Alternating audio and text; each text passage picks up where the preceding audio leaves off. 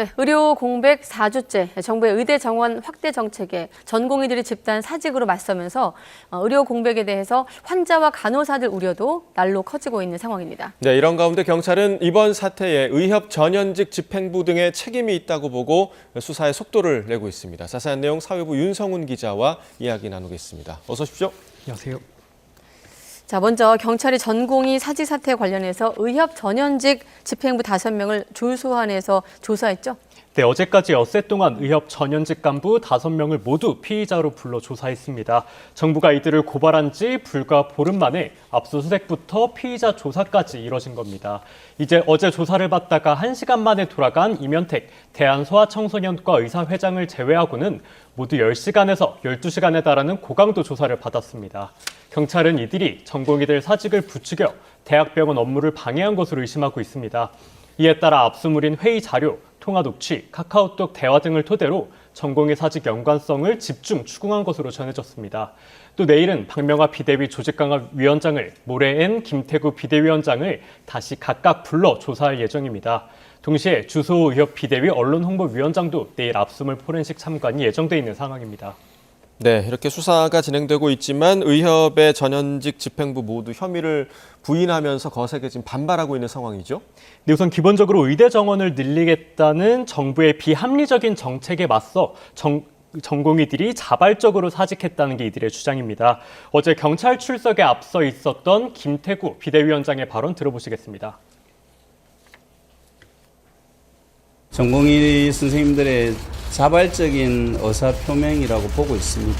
그렇기 때문에 방조라든지 교사는 전혀 해당되지 않는다고 생각하고 있습니다. 또 포갑적인 강압수사, 독재국가에서나 일어날 일이라는 등 거센 어조로 비판을 쏟아냈는데요. 이어서 한번 들어보시겠습니다. SNS에 개인적 사견을 올리는 그것이 범죄가 될 수 있다고 생각을 해본 적이 없고요. 독재국가에서는 일어날 수 있는 일이겠지만 2024년도 대한민국에서 일어날 수 있는 일이라고는 전혀 생각하지 않았습니다. 의사들이 현재 정부의 폭압적인 이런 강압 수사 또 전공인들에 대한 행정 처분에 대해서 분노하고 있습니다. 2,000명이라고 하는 과도한 의대 정원 증원에 대해서는 굉장히 심각하게 우려하고 있는 상황이고요. 네, 거센 어조의 비판, 이런 분위기는 수사 상황에서도 좀 노출되고 있습니다. 강경한 수사 기조 속에서 이면택 회장 측이 소환조사 조율 등을 놓고 마찰을 빚었다고 했던데 아까 1시간 만에 돌아갔다는 것과 맥락이 이어지는 건가요? 네, 앞서 잠깐 말씀드렸던 것처럼 임 회장은 어제 1시간여 만에 조사를 마치고 나갔습니다. 임 회장 측은 경찰이 상부의 지시대로 움직이는 아바타식 수사를 벌이고 있다고 주장하고 있습니다. 소환 일정 조율 과정에서도 임 회장 측은 문제를 제기하고 있는데요. 임 회장 변호사와 담당 경찰관의 통화 내용을 정리한 자료를 보면서 설명해드리겠습니다. 지난 8일 소환 조사 일정을 조율하면서 있었던 대화입니다. 먼저 임 회장 변호사는 기존 일정 때문에 경찰이 요구한 12일 출석이 어렵다며 13일의 출석을 희망한다고 말을 합니다. 그러나 담당 경찰관은 일일이 조율하고 편의를 봐줄 상황이 아니라고 선을 긋습니다. 재차 13일에 출석을 희망한다고 요구하자 이는 조율할 수 있는 대상이 아니고 조율한다는 지침이 없다며 통지한 것이라고 못 박아 말하기도 합니다. 이에 대해 임 회장 측은 소환조사 일정 불응을 이유로 체포영장을 집행하려는 의도라며 짜맞춰진 수사라고 지적하고 있습니다. 그러나 이에 맞서 경찰은 말맞추기를 방지하기 위해 같은 날로 소환 일자를 맞추려 한 것일 뿐이라며 다른 의도는 없다고 취재진에게 설명했습니다. 네, 자, 서로의 의견이 지금 충돌하고 있는 상황인데 이렇게 의협뿐만 아니라 경찰이 전공의 블랙리스트 작성자 그리고 의협 문건 작성자에 대해서도 수사에 속도를 좀 내고 있죠? 네, 집단 사직에 참여하지 않은 전공의들 실명과 소속이 담긴 블랙리스트 사건에 대해서도 경찰이 수사를 이어가고 있습니다. 지난 8일 시민단체가 관련 사안을 고발한 지 하루 만에 경찰은 피고발인 조사를 마쳤습니다. 또 의협이 블랙리스트를 작성하고 유포하도록 지시했다는 내용의 문건 작성자를 확인하기 위해 강제 수사에 나선 상황입니다. 그제 관련 문건이 게시된 인터넷 커뮤니티 DC 인사이드를 압수수색한 경찰은 게시글 작성자 특정 작업을 벌이고 있습니다. 의협은 관련 문건이 조작됐다며 고발한 상황인데요. 이 때문에 경찰은 문건이 의협에서 작성됐는지 그 진위 여부도 함께 파악하고 있습니다. 병원을 그만두기 전에 공용 자료를 삭제하라는 등 이른바 지침글을 작성한 서울 소재 의사에 대한 소환 조사는 이미 한 차례 마친 상황입니다. 경찰은 지침글을 자발적으로 작성한 것인지 등을 꼼꼼하게 살펴보고 있습니다. 네, 수사에 속도를 내고 있다. 그래서 5명, 집행부 5명이 졸소환됐고 블랙리스트 조사 부분도 시작이 됐다까지 들어봤는데, 자, 윤 기자, 정부와 경찰의 강경한 기조 속에 의료계의 반발은 오히려 더 커지고 있습니다. 교수들 분위기를 보면요. 네, 의료계도 지금 팽팽히 맞서고 있는 네. 상황인데요. 정부의 거듭된 복귀 호소와 경고 속에서도 전공의들의 복귀는 눈에 띄지 않는 상황입니다. 이런 가운데 전국 의대 교수들까지 사직에 동참할 조짐을 보이고 있습니다. 전국 19개 의과대학 교수들이 모레까지 교수들의 사직서 제출 여부를 결정하기로 한 겁니다.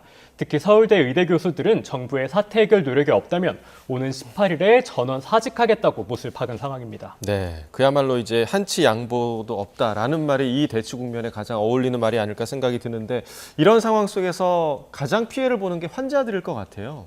네, YTN 취재진은 그간 많은 환자와 보호자들을 접촉했습니다. 이들은 전공의 일손이 사라진 것 때문에 달라진 변화를 체감한다며 깊은 우려를 나타냈습니다.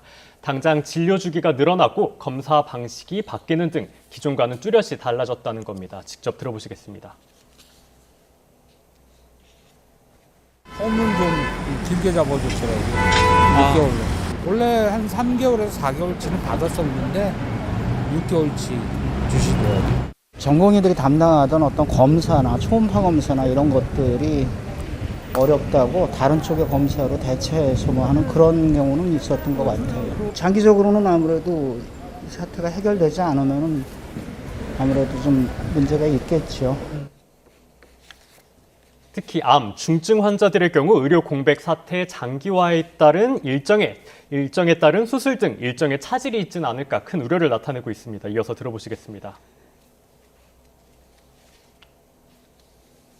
수술할 때까지 하루하루가 정말 속이 타들어갑니다.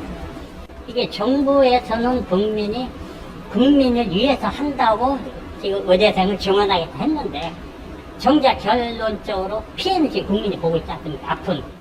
네, 여기에 들어있네요. 정말 속이 타들어갑니다. 아픈 국민이 피해를 다 보고 있지 않습니까? 이런 얘기를 정부도 듣고 있겠죠? 정부도 일단 대응책을 내놓고 있지 않습니까?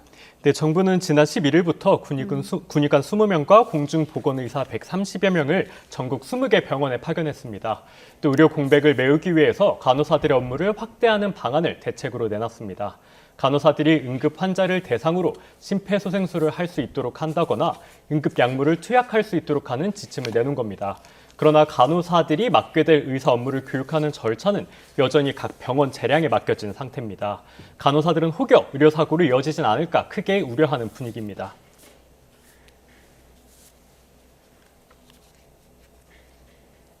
교육 없이 갑자기 의사일을 시킨다든지 그러면 그건 간호사에게도 위험한 거고 환자에게도 위험한 거기 때문에 시간이 흐를수록 되려 깊어져가는 의료 공백 사태의 우려도 커지고 있습니다. 그러나 언제쯤 해소될지는 가늠하기도 어려워 보입니다. 네, 가늠하기 어렵다는 막막한 얘기까지 들었습니다. 사회부 윤성훈 기자와 함께했습니다. 고생했습니다.